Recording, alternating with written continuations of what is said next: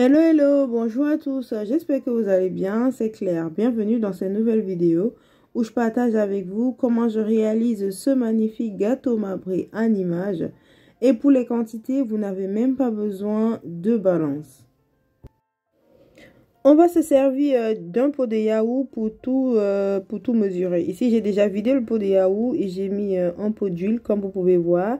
J'ai pris 3 pots de farine, un pot de sucre, un pot de yaourt et une cuillère à soupe en plus pour pouvoir délayer lorsque je rajouterai le cacao. 4 œufs, un sachet de levure chimique, un sachet de sucre vanillé, une pincée de sel, la noix de muscade et une cuillère à soupe de cacao non sucré pour donner le côté marbré au gâteau.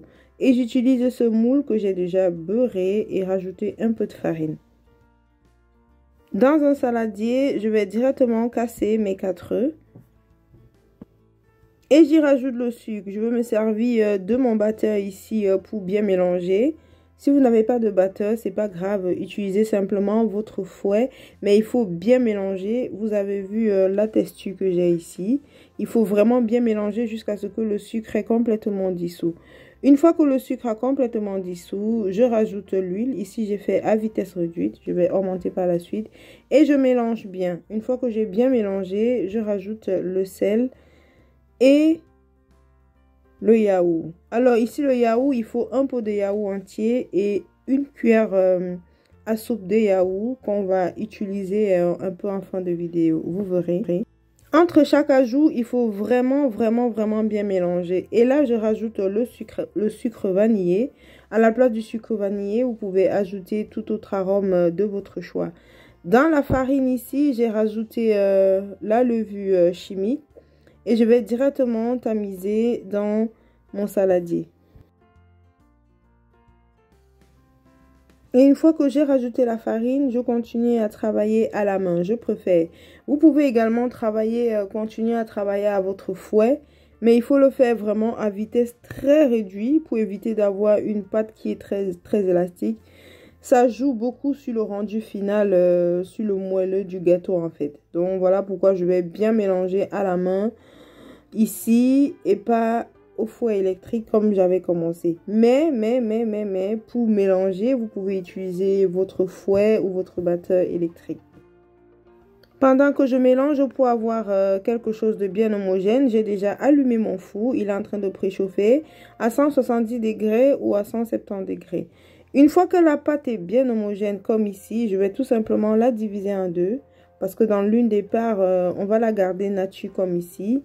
Et dans l'autre part, on va simplement rajouter la poudre de cacao pour pouvoir former notre marbré.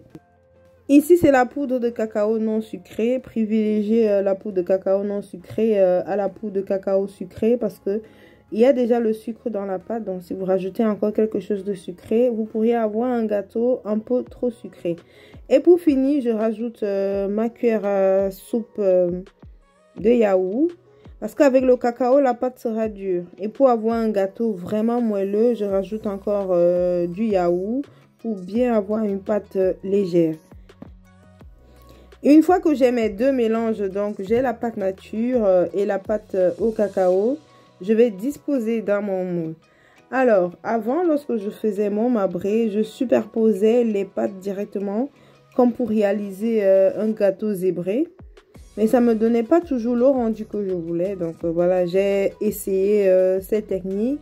Et j'étais plutôt satisfaite du résultat. Vous voyez, j'ai pas vraiment superposé les couches.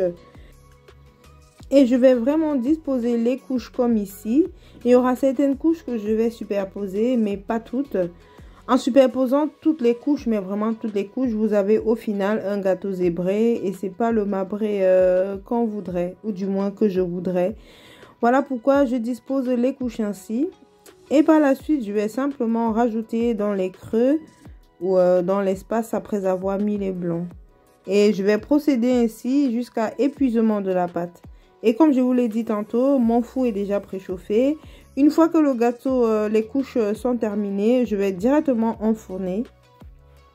Mais avant de mettre au four, je me sers d'un pic. Les pics qu'on utilise pour faire des brochettes et autres. Je vais prendre mon pic et je vais faire comme vous voyez en image. C'est facultatif, c'est vraiment facultatif. Mais voilà, j'aime bien le faire.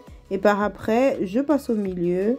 Et ça va directement au four pendant 45 à 50 minutes autant pour moi. Vous contrôlez le temps en fonction de la chaleur de votre four. Et pour savoir que le gâteau est bien cuit, vous prenez simplement un couteau, vous piquez vraiment plus vers le centre du gâteau. Si le couteau sort sans pâte qui colle dessus, ça veut dire que votre gâteau est prêt. Et je profite ici pour me présenter. Moi, c'est Claire et je partage ici avec vous la cuisine camerounaise et d'ailleurs, ainsi que des petites pâtisseries comme ici en image. Donc, si vous aimez ce genre de contenu, n'hésitez pas à vous abonner, à activer la cloche de notification pour ne manquer aucune de nos vidéos. Une fois que le gâteau a bien refroidi, on pourra le découper et vous verrez avec moi ici comment le gâteau est vraiment marbré de l'intérieur. Et voilà. Et j'espère que vous avez aimé regarder la vidéo. N'hésitez pas à reproduire, à nous donner vos avis, soit en commentaire, soit tout simplement en mettant des j'aime sur la vidéo. Ça fait toujours plaisir et ça permet à nos vidéos d'être bien référencées et d'être proposées à plusieurs autres personnes par YouTube. Alors, si vous aimez bien le gâteau marbré, après avoir visionné cette recette, vous n'auriez plus de secret. Parce que j'ai partagé avec vous tous mes petits tips, comment je faisais pour réussir à avoir un beau résultat comme ici en image. Il faut dire que pour certaines recettes, on réalise les pâtes séparément, dont la pâte de gâteau nature si vous voulez, et la pâte de gâteau au chocolat séparément. Et par la suite, on va assembler les deux. Mais ici, comme vous avez vu, je fais la même pâte, sauf que après je rajoute encore du yaourt dans la pâte au chocolat pour que ce soit vraiment allégé, aéré. Et voilà, c'est bientôt la fin de la vidéo. Je vous dis merci d'avoir regardé et je vous dis à très bientôt dans une nouvelle vidéo. D'ici là, portez-vous très bien.